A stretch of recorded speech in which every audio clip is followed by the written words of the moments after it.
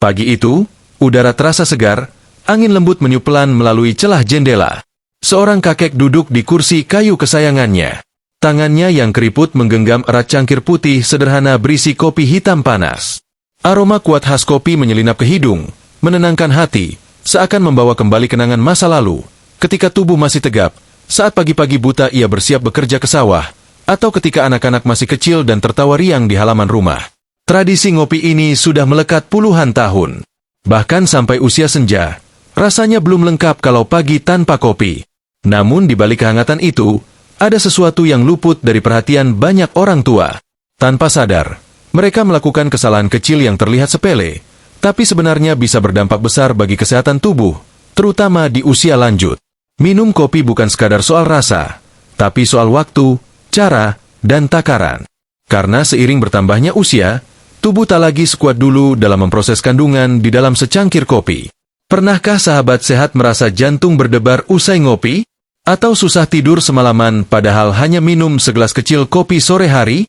Pernah merasa lambung perih sehabis seruput kopi pagi sebelum makan? Itu bukan kebetulan. Itu adalah sinyal dari tubuh, memberitahu bahwa ada cara minum kopi yang kurang tepat. Banyak dari kita, terutama para lansia, menikmati kopi dengan cara yang sama selama puluhan tahun. Tidak salah, tapi bisa jadi tidak lagi cocok dengan kondisi tubuh saat ini. Saat muda mungkin tubuh masih kuat, pencernaan masih cepat pulih, dan tidur masih lelap meski ngopi larut malam. Tapi saat usia masuk 60, 70, hingga 80 tahun, semua berubah. Proses pencernaan melambat, metabolisme menurun, dan sistem saraf menjadi lebih sensitif terhadap kafein. Sayangnya, banyak lansia tetap mempertahankan kebiasaan lama tanpa tahu bahwa itu bisa menjadi jebakan pelan-pelan bagi kesehatan mereka. Kopi itu bukan musuh. Kopi punya manfaat, terutama untuk kewaspadaan, energi, dan suasana hati. Tapi kopi bisa berubah jadi racun kalau cara menikmatinya tidak bijak. Apalagi bagi tubuh lansia yang lebih rentan terhadap dehidrasi, gangguan jantung, dan gangguan tidur. Kita harus tahu mana yang perlu diubah, mana yang masih bisa dipertahankan, dan mana yang justru harus dihindari.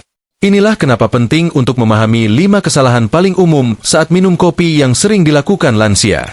Kesalahan-kesalahan ini seringkali dilakukan tanpa sadar, dan malah dianggap hal biasa.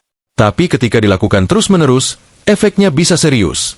Tekanan darah melonjak, detak jantung tidak stabil, tidur terganggu, atau bahkan menurunkan fungsi organ tubuh. Sahabat sehat mungkin berpikir, saya sudah terbiasa begini sejak muda, nggak ada masalah kok. Tapi justru karena tubuh sekarang berbeda, kita tidak boleh mengandalkan kebiasaan lama. Yang dulu bisa diterima tubuh, sekarang bisa jadi pemicu gangguan.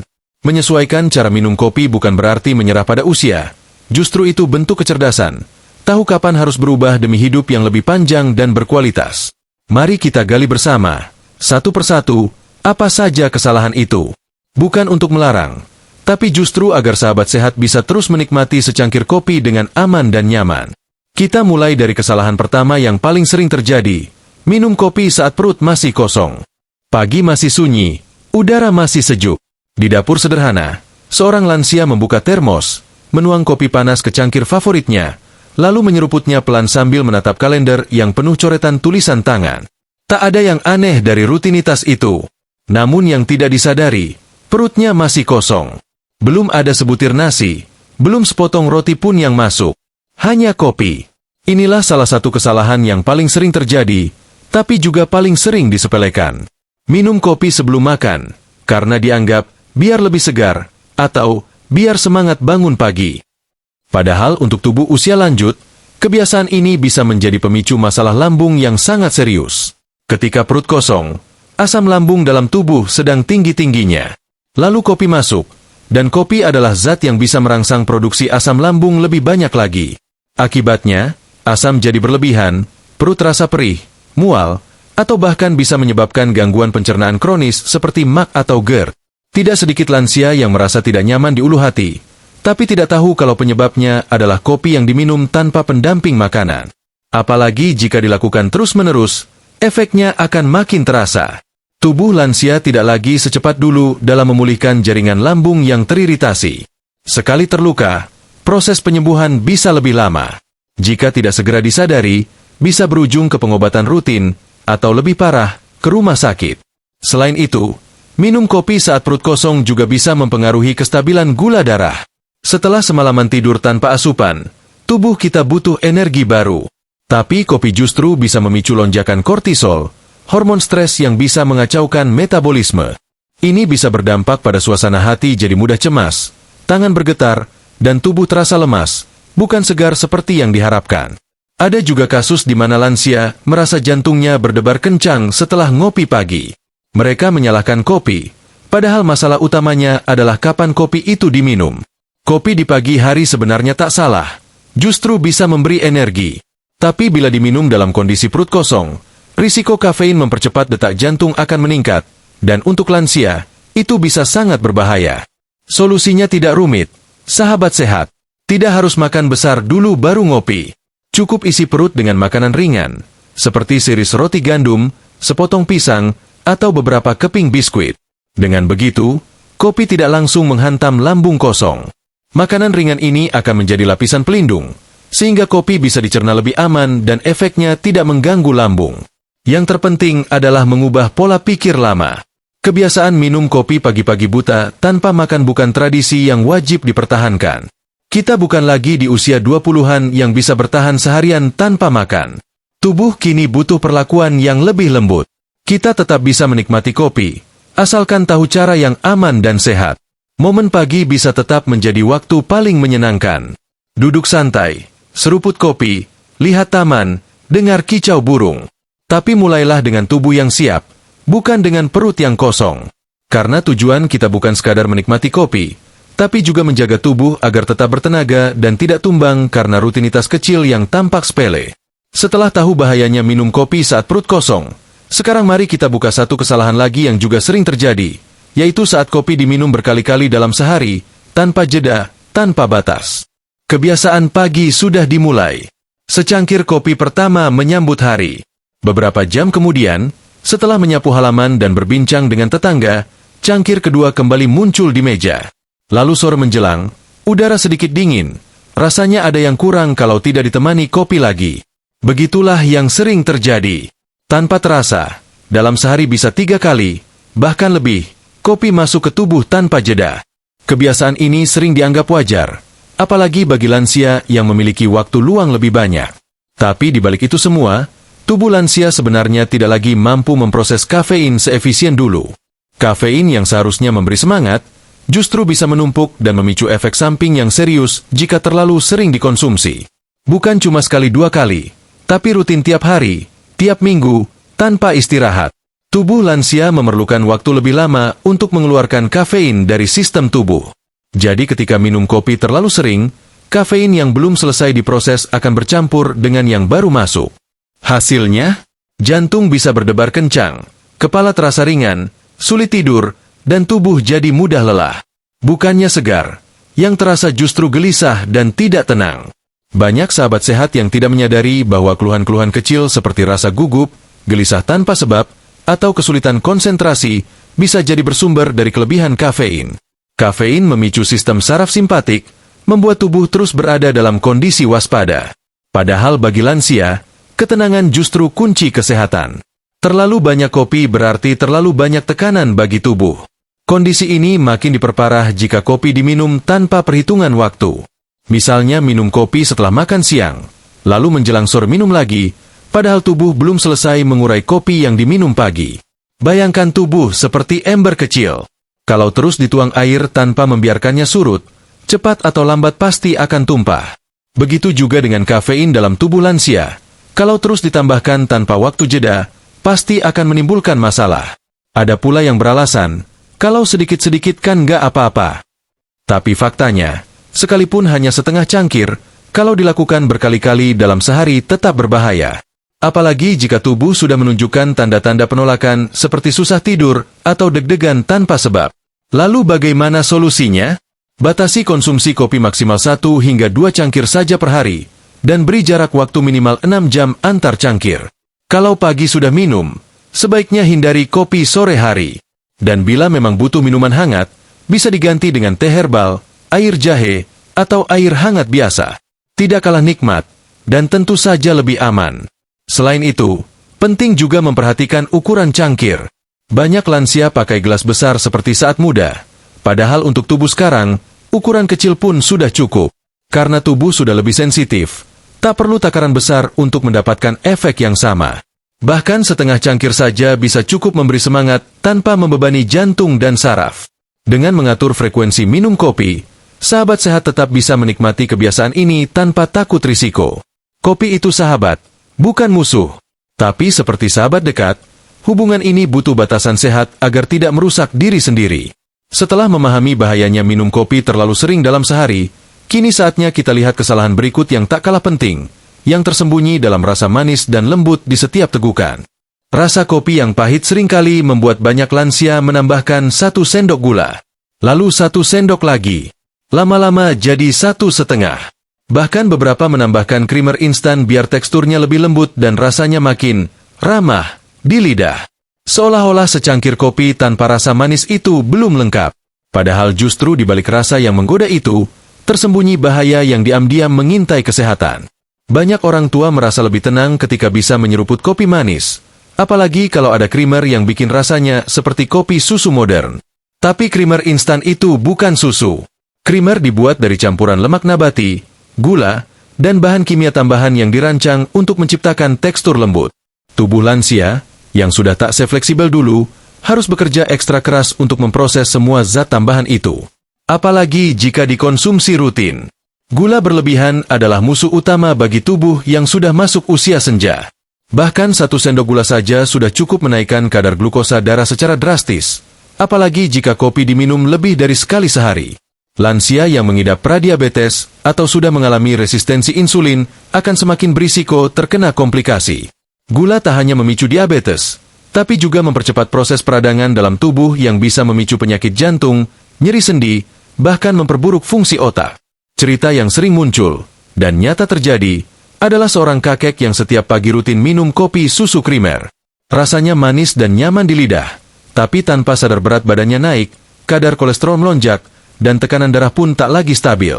Semua itu tidak terjadi dalam semalam, tapi perlahan, diam-diam, lewat kebiasaan kecil yang terlihat tidak berbahaya. Yang lebih berbahaya lagi, banyak orang menganggap krimer itu aman karena bukan gula. Padahal lemak jenuh dari krimer bisa menyumbat pembuluh darah, terutama bila dikonsumsi terus-menerus.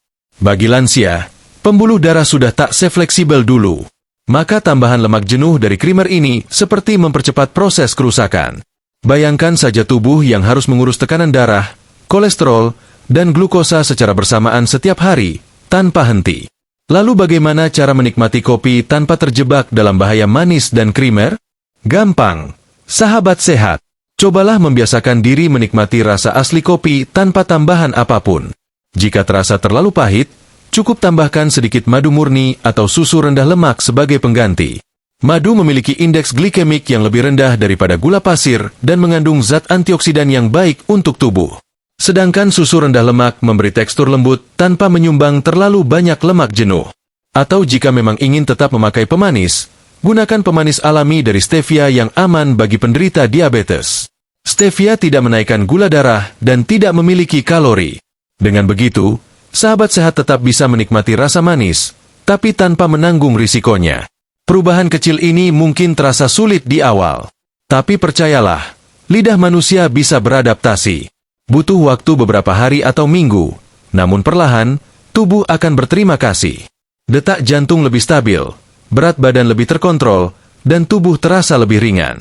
Menjaga apa yang masuk ke dalam secangkir kopi bukan soal membatasi kesenangan, tapi soal menjaga kualitas hidup. Apalagi di usia emas ini, setiap tegukan harus memberi manfaat, bukan menambah beban bagi tubuh. Nikmat kopi tetap bisa dirasakan, asal cara menikmatinya diubah sedikit demi sedikit. Dan sekarang, setelah membahas jebakan manis dalam kopi, ada satu kebiasaan lagi yang sering tidak disadari, yaitu minum kopi di waktu yang justru bisa merusak kualitas tidur dan ketenangan malam hari. Sore mulai redup, langit menguning pelan, dan suara jangkrik mulai terdengar dari kejauhan. Di dapur kecil yang hangat, seorang nenek sedang menuangkan kopi ke dalam cangkir sambil duduk di kursi rotan. Ia bilang, biar badan hangat sebelum tidur. Tapi justru dari secangkir itu, malam yang harusnya tenang malah berubah jadi gelisah. Mata tak mau terpejam, dada terasa tidak tenang, dan kepala penuh pikiran tak tentu arah. Ini salah satu kesalahan yang sering dianggap enteng. Minum kopi menjelang malam, dengan alasan menenangkan atau mengusir dingin. Padahal bagi tubuh lansia, yang sistem metabolisme dan pencernaannya sudah melambat, kafein justru bisa bertahan lebih lama dari yang dibayangkan. Kalau orang muda bisa mencerna kafein dalam beberapa jam, lansia bisa butuh 2 kali lebih lama. Jadi walau kopinya diminum jam 5 sore, efeknya bisa masih terasa sampai tengah malam. Efek paling umum yang langsung dirasakan tentu saja susah tidur. Tapi lebih dari itu, dampaknya bisa meluas.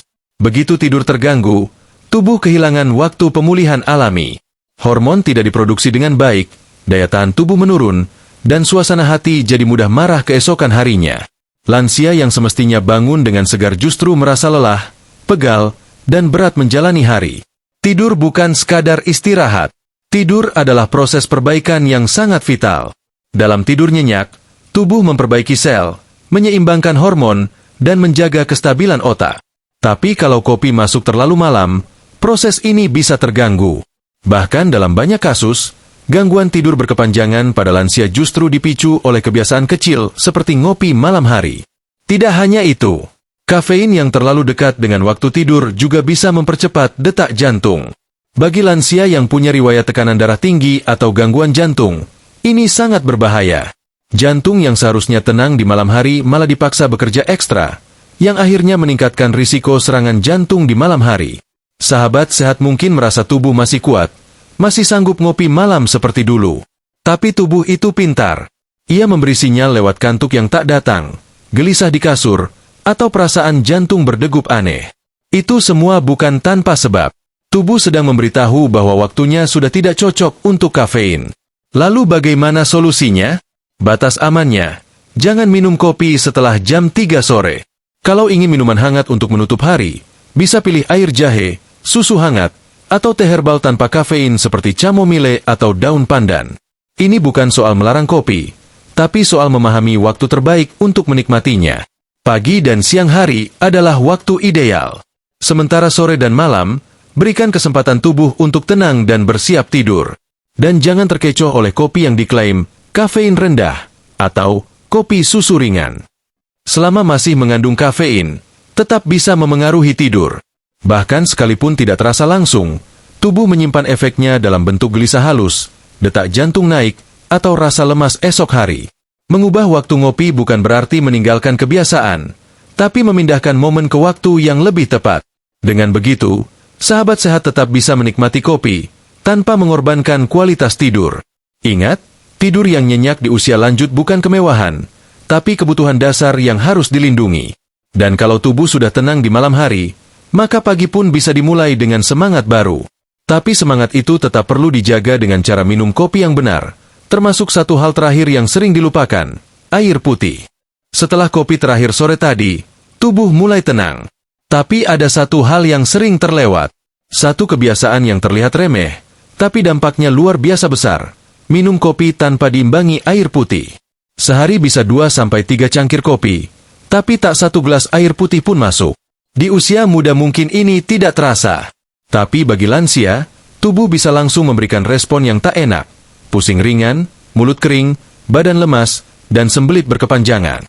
Kopi memang memberikan rasa hangat, nikmat, bahkan dianggap meningkatkan energi. Tapi kopi juga bersifat diuretik ringan, yang artinya, ia menarik cairan keluar dari tubuh lebih cepat.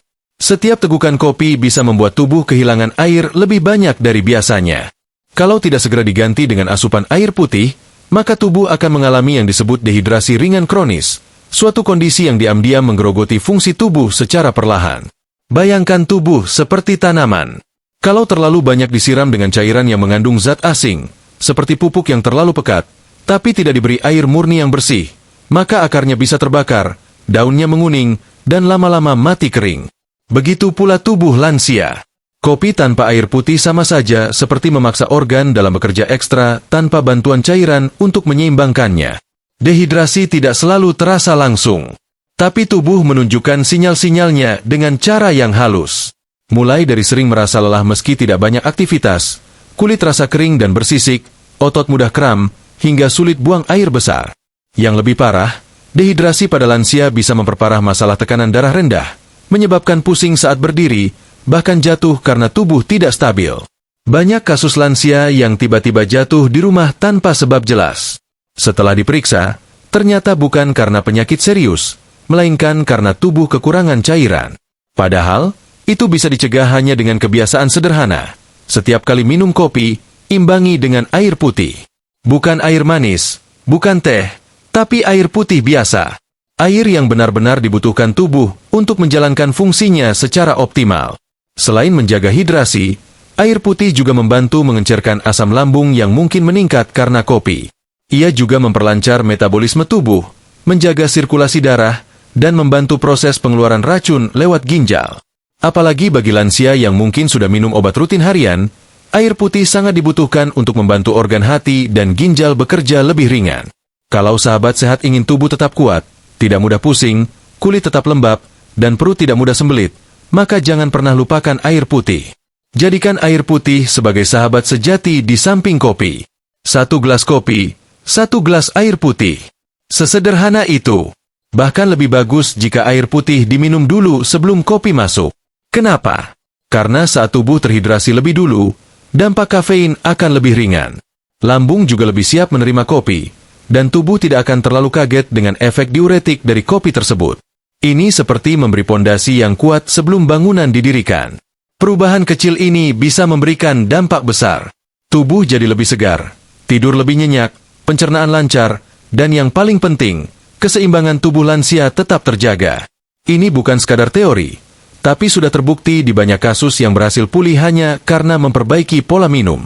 Dan pada akhirnya, minum kopi bukan soal seberapa banyak atau seberapa nikmat, tapi soal bagaimana caranya agar tetap bisa menikmati tanpa merusak kesehatan. Karena bagi sahabat sehat di usia emas ini, setiap keputusan kecil sangat menentukan kualitas hidup. Cangkir kopi yang sama bisa menjadi nikmat atau jadi musuh. Semuanya tergantung bagaimana cara kita menikmatinya. Tak ada yang salah dari secangkir kopi. Ia bukan musuh, bukan pula ancaman. Ia hanyalah minuman yang selama puluhan tahun menemani setiap pagi, menjadi teman setia di sela sunyi, dan pengingat kenangan dalam setiap tegukan. Tapi seperti semua hal dalam hidup, yang membuatnya berbahaya bukan zatnya, melainkan cara kita memperlakukan dan mengonsumsinya. Di usia emas, tubuh berbicara lebih jujur. Ia tak lagi menyembunyikan ketidaknyamanan seperti saat muda dulu. Ia langsung memberi tanda, lewat perut yang perih saat kopi masuk terlalu pagi, lewat kepala yang pusing karena kopi terlalu sering diminum, lewat malam-malam yang panjang karena kafein masih bersisa di aliran darah, atau lewat jantung yang berdetak terlalu cepat hanya karena segelas kopi yang terlihat biasa. Kebiasaan tak harus dihancurkan, cukup disesuaikan. Karena pada akhirnya, hidup yang sehat bukan hidup yang penuh pantangan, tapi hidup yang mengenal batas. Kopi tetap bisa dinikmati, asalkan tidak dilakukan saat perut masih kosong. Tetap bisa diseruput hangat, asalkan tidak lebih dari 2 cangkir sehari. Tetap boleh diberi rasa, asal bukan gula yang berlebihan. Tetap bisa jadi teman malam, asal tidak dibawa hingga ke dekat waktu tidur. Dan tetap bisa masuk ke tubuh, asal diiringi air putih yang cukup. Sahabat sehat, kita tidak sedang membahas kopi semata. Kita sedang bicara tentang menghargai tubuh. Tubuh yang telah membawa kita sejauh ini. Yang pernah bekerja keras, menahan beban, jatuh, bangun, lalu terus berjalan. Tubuh ini layak untuk dijaga, bahkan oleh hal-hal kecil yang selama ini dianggap sepele. Ada orang tua yang menua dengan damai, senyum tak pernah pudar, langkah tetap mantap meski pelan.